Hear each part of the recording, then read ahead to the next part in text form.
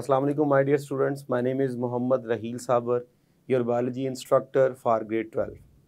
So आज के इस लेक्चर में हम डिस्कस करने जा रहे हैं चैप्टर 25 की एक्सरसाइज को, जिसमें हम कवर करेंगे चैप्टर 25 की बुक की एक्सरसाइज के एमसीक्यूज़ को और शॉर्ट क्वेश्चंस को। तो आइए इसको हम कवर करने की कोशिश करते हैं।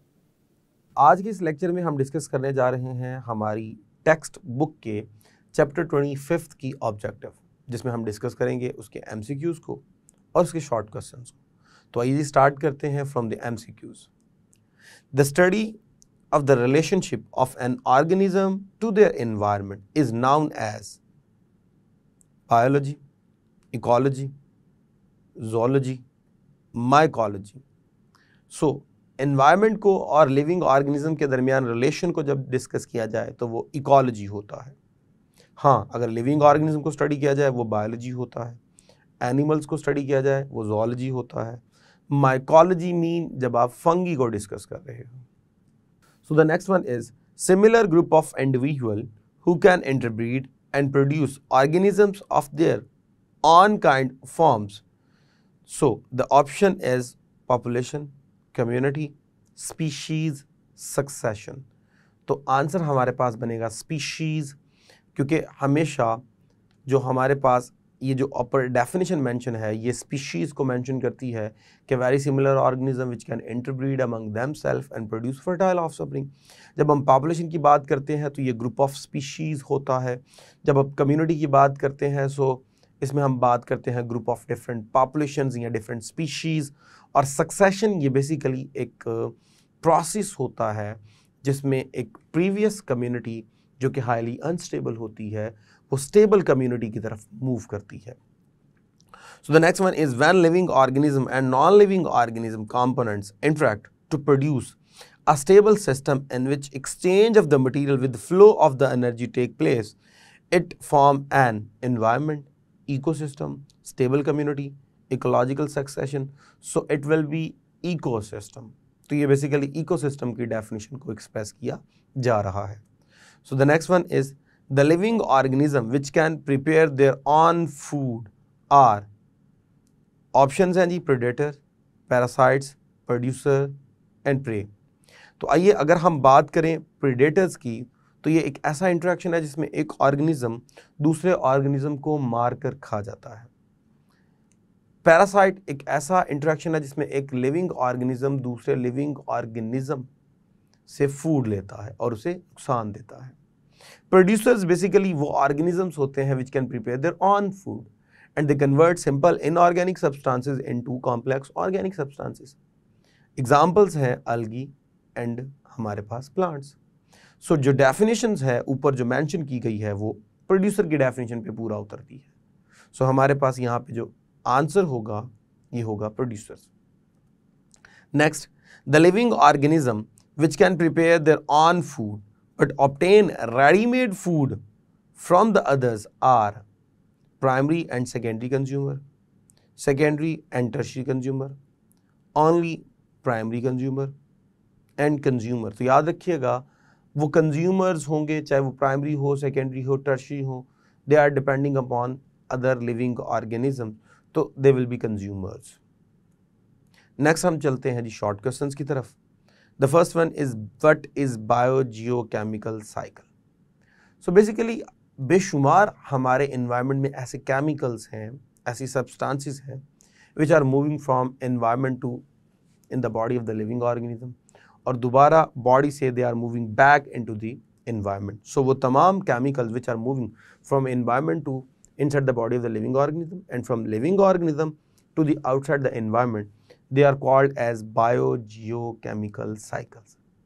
और इन biogeochemical cycles में अगर हम cycles को डिस्कस करें कि कौन कौन सी एग्जाम्पल्स हैं तो carbon cycle, nitrogen cycle, water cycle, ये हमारे पास बहुत बड़ी बड़ी एग्जाम्पल्स हैं इसमें। नेक्स्ट है जी sketch the main steps in the nitrogen cycle. तो डायग्राम में अगर आप गौर से देखें तो आपकी बुक की जो हमारे पास एक स्केच थी हमने वही आपके सामने रखी हुई है।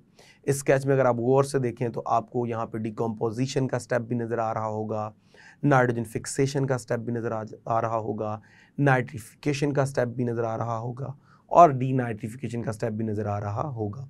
तो आपने इस बुक की इसी डायग्राम को या कोई और डायग्राम जिसमें ये सारे स्टेप जो है वो कवर हो रहे हों, आपने उसको स्केच करना है। So the next one is define grazing. So बेशुमार एनिमल्स हमारे पास ऐसे हैं जो कि ग्रास को फीड करते हैं। मिसाल के तौर पर रैबिट्स हो गए, शीप, काउ, बैफलोज और भी बेशुमार हमारे पास एनिमल्स हैं जो कि फीड करते हैं ग्रासेस को। सो वो एनिमल जो ग्रासेस को फीड करते हैं they are called as grazers. और इस प्रोसेस को जिसमें वो घास को खाते हैं, this phenomena is called as grazing. Next है what percentage of the sun energy reaches to the plants. तो याद रखिएगा सिर्फ 1% एनर्जी जो है वो टोटल एनर्जी का only 1% will be trap by the plants, और वो इस 1% एनर्जी को यूज करते हैं और कन्वर्ट करते हैं इनटू केमिकल एनर्जी। जबकि बाकी जो 99% एनर्जी है वो डिफरेंट जो है वो जगहों पे यूज़ हो जाती है। उसमें से अच्छा खासा पोर्शन रिफ्लेक्ट हो जाएगा, कुछ सॉइल को जो है वो हीट अप करने में यूज़ हो जाएगा, कुछ एवापोरेशन करने में यूज़ हो जाएगा। तो इस तरह जो है वो डिफरेंट एक्टिविटीज़ में 99% एनर्जी लॉस हो जाती है। सिर्फ 1% एनर्जी ही ट्रैप होती है by the plant which convert this energy into the chemical energy. So next is what is ecology. So study of the single population or single species in relation to the environment is called as ecology. जब आप एक single population को या एक single member को discuss कर रहे हो और उसका एनवायरनमेंट से रिलेशन डिस्कस कर रहे हो, तो वो हमारे पास जो है वो ecology कहलाता है। सपोज कीजिए आपके पास कोई एक स्पेसिफिक बर्ड या उसका एक पूरा ग्रुप है, या कोई एक स्पेसिफिक प्लांट है या उसका एक पूरा ग्रुप है, तो आप उसकी जो है वो कर रहे हो, प्लांट की केस में आप उसकी कल्टीवेशन कर रहे हो और बर्ड के केस में आप उसको ग्रो करवा रहे हो। फिर उसके इन्वायरमेंट से इफेक्ट्स देख रहे हो, इन्वायरमेंट से वो क्या रिसीव करता है और इन्वायरमेंट में क्या पॉजिटिव और नेगेटिव इफेक्ट्स डालता है। तो ये जो लिविंग ऑर्गेनिज्म का, एक सिंगल लिविंग ऑर्गेनिज्म का या उसके ग्रुप का इन्वायरमेंट से जो रिलेशन होगा, it will be ecology. Or the next one is define synecology. So it's all about study of relationship of different communities with environment. So different communities का जब आप environment से relation discuss करते हो, so वो आपके पास synecology कहलाता है। अब इसमें different species होंगी तो इसमें species level discuss होगा, इसमें different populations होंगी तो population level भी discuss होगा, different communities जो है वो डिस्कस हो रही हैं तो कम्युनिटी लेवल भी होगा। यानी सिनकॉलॉजी को आप 3 लेवल्स पे डिस्कस कर सकते हो, स्पीशीज़ लेवल और पॉपुलेशन लेवल और कम्युनिटी लेवल। सो इस तरह हमारे पास इसके शॉर्ट क्वेश्चंस भी कंप्लीट हुए। सो इसमें हमने कंप्लीट किए बड़े इंपॉर्टेंट एमसीक्यूज़ और बहुत इंपॉर्टेंट शॉर्ट क्वेश्चन जो कि पास पेपर्स के पॉइंट ऑफ व्यू से बहुत ज़्यादा इंपॉर्टेंट है, बहुत जगहों पे पूछे भी जा चुके हैं। तो आपने इनको अच्छे से लर्न करना है ताकि आपके पेपर्स अच्छे तरीके से कवर हो सके। सो अब तक के लिए इतना ही, इजाज़त दीजिए for next lecture. Thank you very much. अल्लाह हाफिज़। सो डियर स्टूडेंट्स, इस लेक्चर में हमने डिस्कस किया चैप्टर 25 की एक्सरसाइज के एमसीक्यूज़ को और इसके इम्पॉर्टेंट शॉर्ट क्वेश्चंस को। बहुत इंपॉर्टेंट शॉर्ट क्वेश्चंस हैं, बहुत इंपॉर्टेंट एमसीक्यूज़ हैं। इनको अच्छे से आपने लर्न करना है ताकि आपको फाइनल पेपर्स में आसानी हो, क्योंकि इनको फाइनल्स पेपर्स में पूछा जा सकता है और बड़ी दफ़ा पूछा जा चुका है। सो अब तक के लिए इतना ही, इजाज़त दीजिए। Thank you very much. अल्लाह हाफिज़।